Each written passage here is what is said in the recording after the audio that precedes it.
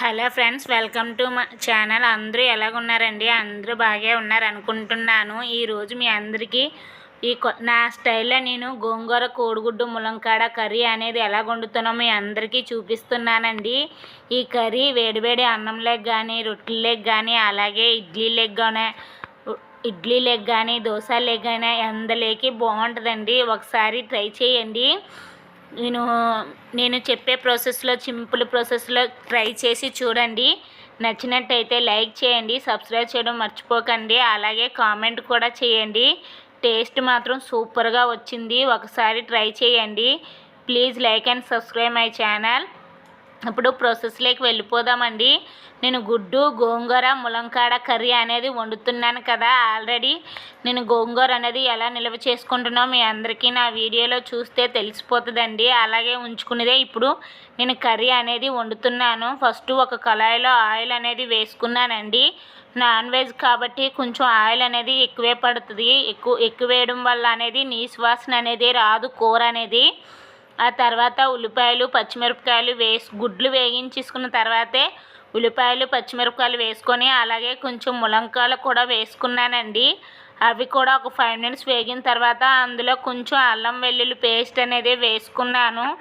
నా ఛానల్లో అది కూడా ఉంటుందండి. అల్లం వెల్లుల్లి పేస్ట్ నేను ఇంట్లో ఎలా తయారు చేసుకుంటాను అనేది.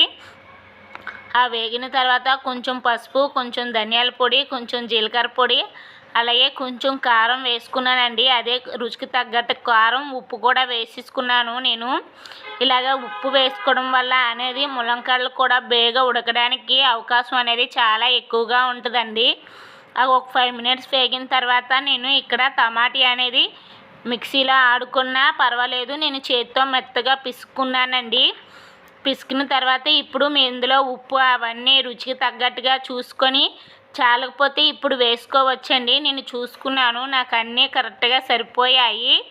అలాగా ఒక 5 మినిట్స్ అనేది మగ్గించాలండి. ములంకాయలు ఉడుకునే వరకును ఒక పావు గంట అయినా పడుతుంది. 5 మినిట్స్ అన్నాను.